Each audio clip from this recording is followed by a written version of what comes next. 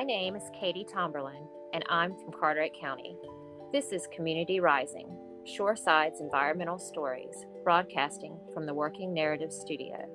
Coming up next are stories from coastal North Carolina.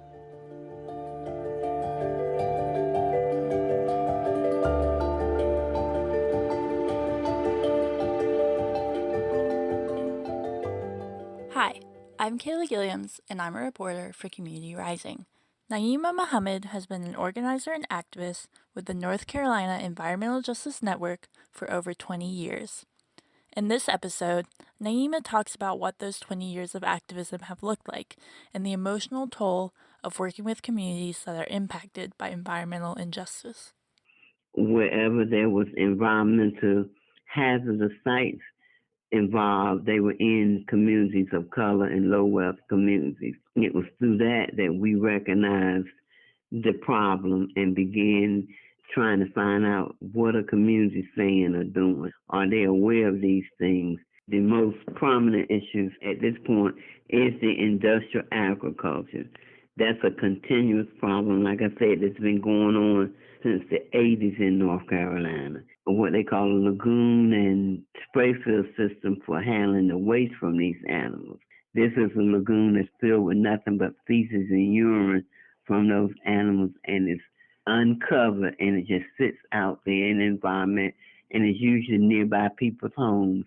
And the odors coming off of those lagoons is sickening. People be throwing up, nauseated all the time, having headaches, stressed out, elevated blood pressures, upper respiratory problems, children with high rates of asthma.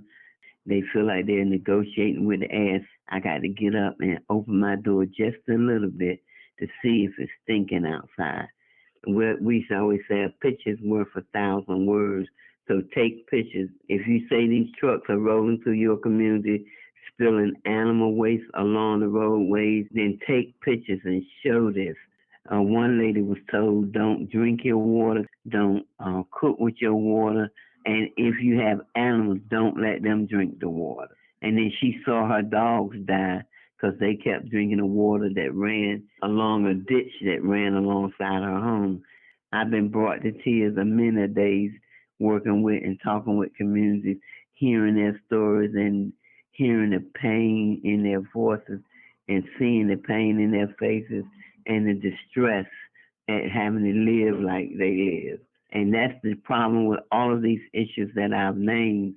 Local governments see it as an economic opportunity, that if you telling me I'm going to get $1 million for revenue, but what you're bringing into my community is going to make everybody sick.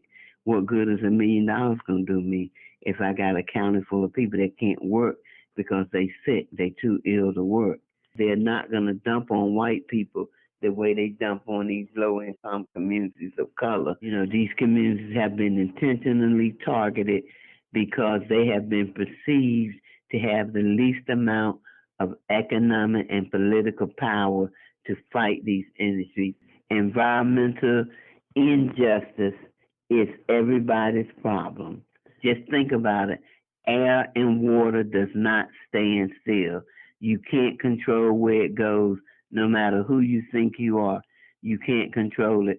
And as Dr. King saying, injury to one is an injury to all. I'd say the people that's living outside of these impacted communities, what we have to think about is, what is my purchasing power doing to people? I can go in the store and get me a pack of bacon and a pork chop at a reasonable rate, and I don't have to think about how it got there.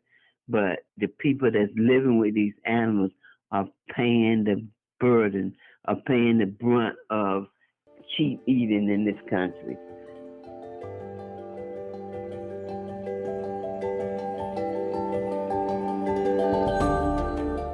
You've been listening to Community Rising, Shoreside's environmental stories. This podcast is a special project of Shoreside's and Working Narratives. Do you have a story from our coast that you would like to share? Contact us at info@shoresides.org. Thank you for listening.